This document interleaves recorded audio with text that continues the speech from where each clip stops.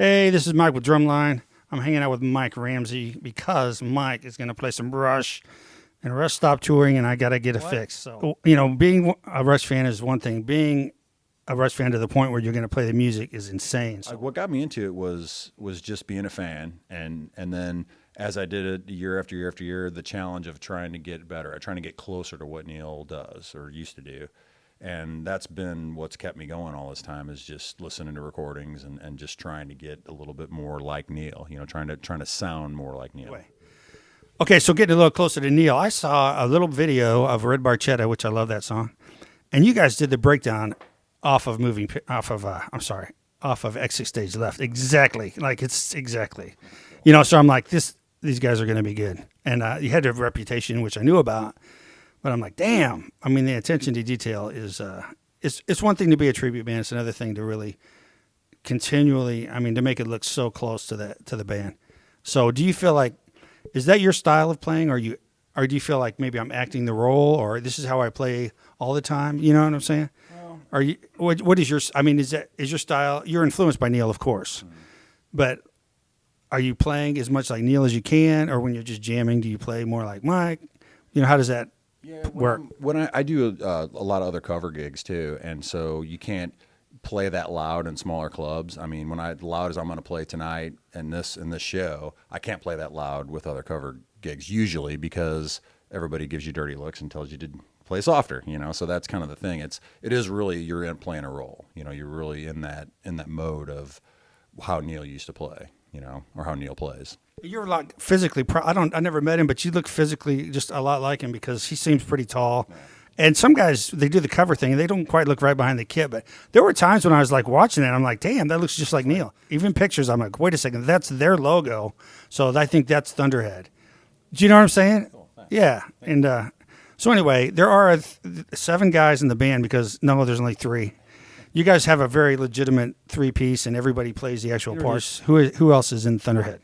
Billy Audrain plays bass, keyboards, foot pedals, samples, sequences, all those things, vocals. Okay, I'm gonna back up, because Billy's coming in. Billy? I'm gonna hand you the mic. All right, Billy, you come in here. Do I come in the middle? Billy, you come in the middle, because it's like a love sandwich. Our groove. I call it the groove. I call it a groove Oreo, because anytime you got a rhythm section surrounding, the creamy center of the vocals, right? I'm the creamy center. Because I play drums. So, and you play the bass. Well, it's a groove Oreo, 2 drummers and a bass player. I invented that with Michael Devin and Frankie Benally originally, and anyway, that doesn't matter. Okay, your name is Billy. Billy. Okay, Billy. You are equivalent of 3 people in the band, because you do the Geddy Lee part. I do the bass, the vocals, the bass pedals, keyboards. As Mike would say, I'm over there doing my taxes. So, yeah, there's a lot going on in Billy world. Now, Rush has a hard time playing Rush music, okay? legitimately, they say that. And so how difficult is it to play Rush music? It's absolutely difficult. Right. Yeah, some songs are a little easier and get better, like almost kind of second nature, the more you do it. But for the most part, yeah, Rush is quite a task. First said you're like running a marathon and solving equations at the same time. Is that basically what's happening? Exactly. Okay. Now, there's one more of the 3 trifecta of the, you guys are so good, of the, I don't know what to call you. Are you a tribute band? Are you just like Rush? Or we're not tributing them because we're so good we're actually Rush? Yeah. We're not arrogant. Not actually Rush. We're trying to be the best that we can. A great band called Rush. Okay. All right. Now, I went so far as to play some of those songs in my basement and record them over the top of that on a cassette. Not the same thing. Not the same thing as the effort. You guys have been 16 years, and you've been playing the music how many years? I've been in it since 2010. You talking about Thunderhead or just music all the time? I want to know when you first saw Rush and you freaked out. Oh, wow. My first concert was 1980 for Rush, and that was the St. Valentine's Day Massacre, Kiel Auditorium. I only got to see one of the nights. I think there was 3, wasn't there? Yeah. And it was just amazing, incredible. I saw that tour in Kansas City because I was going to school, so I know what was going on. That was a Moving Pictures tour. Matt. Yeah. You are also known as Matt. I am. Okay. And and you play Alex licensed guitar parts because they're terribly difficult. Mainly because I find Rush very inspiring, and he was a big influence on me as a guitarist, and because my good friend Bill and I go way back. Okay. Yeah. Now you guys are all St. Louis boys, right? Yeah. Okay. Well, now, Rush St. is Louis a big. area. Oh, Rush is a big St. Louis town. Wait a second, that's backwards. St. Louis is a big Rush town. Right. Yeah. Yeah. Yeah. The Right. St. Louis and Rush have a long, distinguished relationship. Yes, that's true. Now everybody saw the R40 tour, correct? Yeah. Yes. Okay. Now, did you cry during the R40 tour at any point? You're lying. I didn't cry, no, because I mean, I think from a fan's perspective, we get it. They're getting on in years, and they want to, it's time for them to pursue other endeavors if they want. It's heart crushing to Rush fans, but as people, I get it.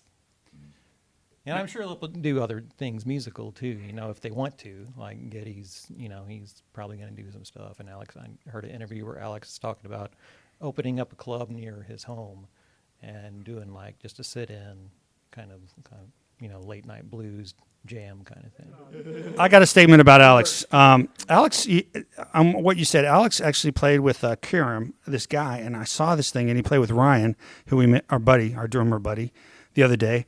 And he played like a 5 or 6 minute just on top, it was a 14-minute song or something. And he played this solo on and on and on. And if you see Rush and the solos that he does, and he's still improvisational. But oh my God, that guy needs to be in a jazz band. That's all I'm saying. Yeah. Him and Ged and somebody drumming and just chill out and just play some jazz and play some instrumental stuff. Because some of my stuff off of or my favorite songs off of Snakes and Arrows, just the bigger bowl, the larger bowl. Some of the instrumental stuff was just crazy. I think, I don't know, if Neil's gonna get a play, you can't have that band anymore. But come on, guys, play some jazz. That's what I'm saying. Play some jazz. In your club or whatever. Go as the Fabulous Men and play jazz. What do you think? Yeah, I'd be down with hearing that. I'm a fan of the guys. And I think people would like that. It's not like they're going to tour quite, in the same format or anything. But they still can play music. They can play till. B.B. King played till he was 90 or something. So, I'm sure Ged wants to get out there and play. He may join you guys on stage. You never know. Mm-hmm. Who knows? They might need a Geddy, man. Yeah, have you ever met? They have the real deal. They can have the real Geddy in their band. Wouldn't that be amazing? Yeah. You could be the next Neil, man. Maybe Mike is just go join the band. Mike, maybe you should just audition. I'm tired after sound check, so I don't know. Okay. Anyway, everybody loves the band. Are you guys? I mean, how many shows do you play a year? We usually do 2 in town in the St. Louis area, and then last year we actually did a string of dates out of town, or this year I should say, this past summer. Yeah, we did a string of dates out of town, and we'll go out of town for shows, but it's a big production to bring because we want to do it right when we do these out of town shows. So it's not very often, but we have been doing more lately. Is Rush is this a profitable thing for you guys? I mean, does it, you spend more over the course of the year than you get playing a few shows? I mean, you probably do. It's more of an addiction than it is a moneymaker, or should I even bring that up? Yeah, thus far it's definitely a labor of love and fandom. Yeah.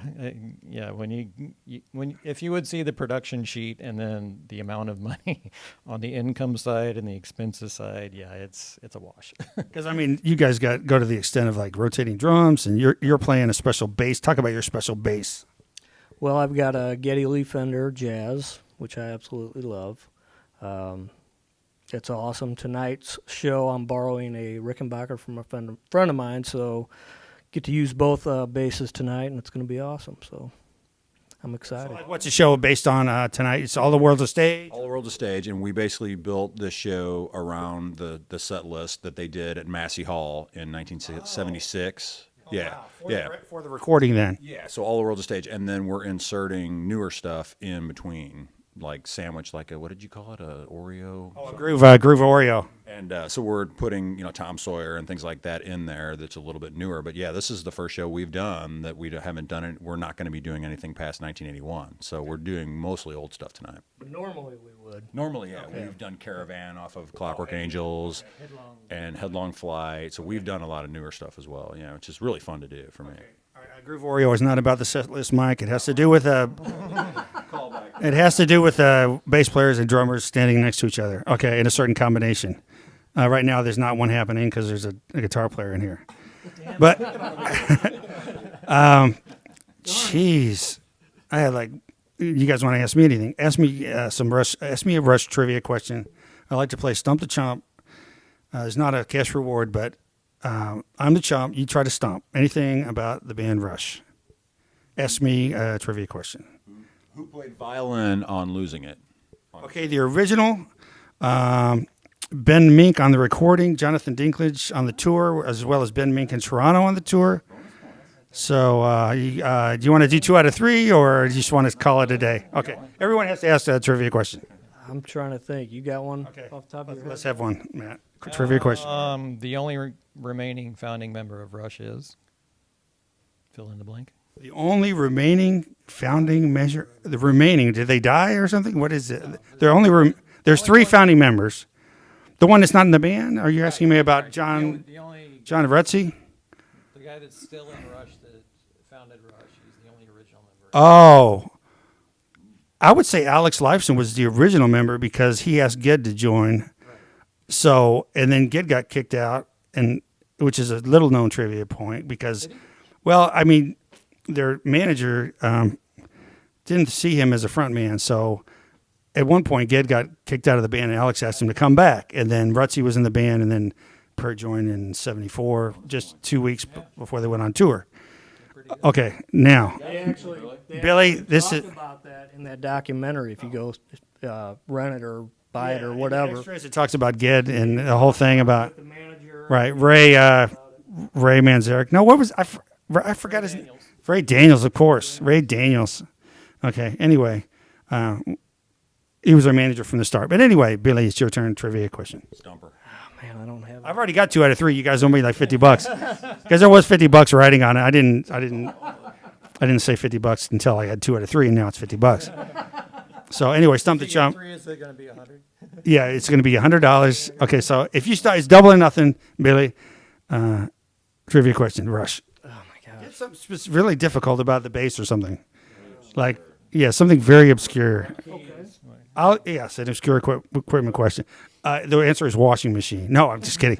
Oh, no, okay. No, you didn't ask the question yet. Okay, here we go. Go. All right, so when Geddy was recording the earlier on records, what bass would he use in the studio? And I don't know if it's for every record, but there's a particular bass that he would use. So you're talking like first album? Well, Okay, I got the first sets of, 5 or 6 albums or whatever. Okay, here we go. I'm not going to say Rickenbacker. He got into that a little later. It was a Fender Jazz bass because of Jaco Pastorius, probably most likely. Okay, 100. Right. Okay, all right. I get fist pump. Fist pump. There we go. All right. 50, we got 100. So we got Three Stooges. They couldn't stop the chump. Here's the thing about. Am I going on too long? Are you guys cool with this? What is Neil Peart's shoe size? God, he's tall. Is he? How tall is Neil Peart? Do you know? I don't know. I think he's 6'2", or he's. Are you tall. 6'5"? I'm 6'4". 6'4". Yeah. Okay, Brian's like 6'3", and all these drummers are. Something about being like long length, having the reach, and especially in a band like this. They just say you got to have it. I just use a magic triangle, but that's a whole nother story. Okay? I just, if I can't get I can't even bring that up. You know what I'm saying? I used to play like that, but I'm like, nah, I don't want to reach that hard. Try that hard. If I can't reach it by going flippy do, that ain't Rush. That you got to be reaching 360, aren't you? Yeah. Okay. Oh, wait a second. I didn't even see your kit. Do you have like the 80 kit with the orchestra bells and stuff? Yeah, it's pretty much an exact replica of from 74 84, 5 up to about 86 when he started changing stuff around a little bit. Yeah, but it's incorporates different things. It's a 1982 Tama Superstar drum set is what the basic kit is. And then I built some back stuff, some electronic stuff in the back, and an acoustic bass drum and snare and acoustic cymbals in the back. And yeah. Okay, Thunderhead, St. Louis. We have some kind of something in the water with tribute bands in this town. There's some great musicians, and with guys, when they do the tribute, they just knock it out of the park.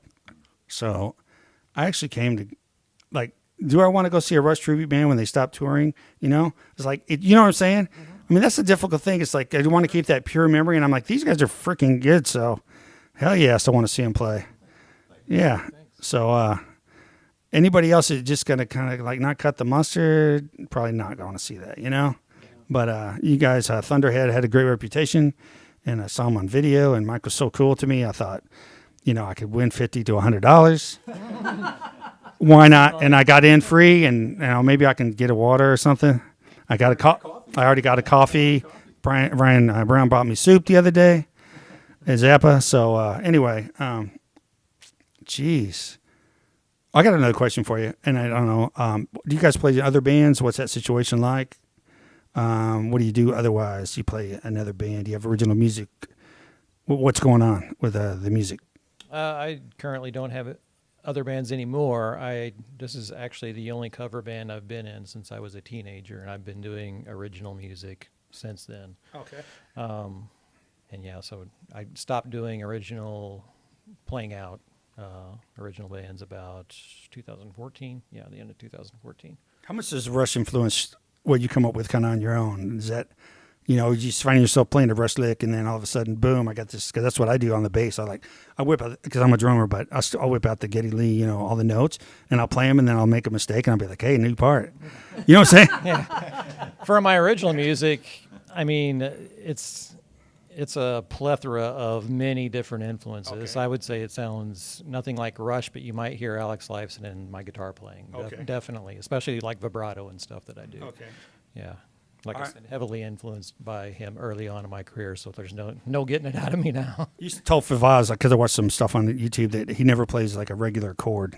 Yeah, he does non-traditional chords a lot. Like, you know, a lot of rock dudes will do bar chords, and he does like a lot of open string chords and non-traditional chords where you add thirds or fourths or just, you know, a lot of suspended chords just to make. And my understanding is from in interviews he said because they're a 3-piece, he found that it makes it more full when he does that, when he includes more notes and more tones in the scales in the full chords. But yeah, so he doesn't really play normal chords. Yeah, that's true. Can you guys chime in on that question about like other musical endeavors that you have, or influence that Rush has on, like when you're just sitting around, if that leaks into your psyche or, you know, whatever?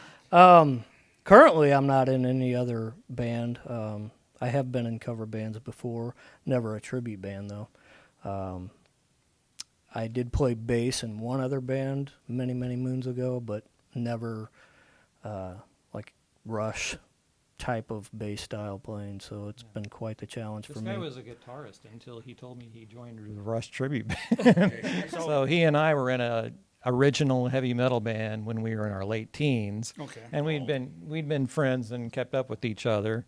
And he was a singer in that band, didn't play any instruments whatsoever. So I see him in his cover band. He's playing a little bit of guitar and a little bit of keyboards and singing like backups, I think, right? Mm. And I was like, whoa, dude, you're playing guitar and keyboards now. And then, like, the next time I caught up with him musically, he's like, yeah, I joined a Rush tribute band. I'm playing bass and keyboards and samples and singing. I'm like, whoa, that's a lot of dedication. So my hat's off to this guy for being so dedicated. I saw Ged say something, too, that he can't make a mistake because people will know, because the fans are, you know, the fans of Rush are unlike any other fans. I mean, anybody else. I mean, you hear an AC/DC song covered by a band, hey, that sounds like Back in Black. It's not bad. But you played Tom Sawyer up there, and you're not on the money. People know it. So do you guys, you know, I know you work really hard to make sure that you do the best job that you can, but you can't make a mistake up there. So does that freak you guys out at all, like in the 7th game of the World Series or something? It just makes you work harder, try to do the best you can. And we all make mistakes. I mean, even the real Rush. So yeah, it's like, come on, everybody's human. But In an interview, I heard Neil say that he plays for the ideal fan that knows every part and knows everything that they're supposed to be doing up there, and that's who he's playing for always every night, is that one person who knows every note of what he's supposed to be doing and is gonna realize when he makes a mistake. So that's the goal, is to play the perfect show. And then if you play a perfect show, then you get to quit the band. That's the deal we have. So I've never played a perfect show with this for sure. So I saw him drop a stick in the 80s, and that was the only time I saw anything that it was remotely, whatever. And they talk about the magic show when they played like the most, when they're just flying. Do you guys get that sense ever, when you're just like, it's just clicking? Oh, yeah, absolutely. Yep. And it's awesome. yeah, That's a high. That's like the payoff. we played the Stone. What was that place called in Kansas City? That huge that we played. That's been our biggest crowd to date. It was 9,000 people. Providence Amphitheater. And that was a magic show for me. That was an incredible show. I felt like I did make mistakes, but that was one of my best shows that I've ever done. That was what Riverport is here. It used to be Sandstone. Yeah. Yep. Yeah, that was a great show for me. Well, we're gonna tour the kit and stuff, and if I could figure out another game where I could make some more money, I could might do that. So there we go. These guys, Thunderhead, unbelievable. Good old St. Louis boys knocking it. So if you don't get to see Rush live anymore, check these guys out. Come on out. Because they retired, but I don't really, I'm not just that disappointed. I mean, I felt like Rush gave away everything they had to give, but if somebody else is going to play their music, I still want to see it played live. So, all right. Yeah, thanks a lot. All right. Thanks.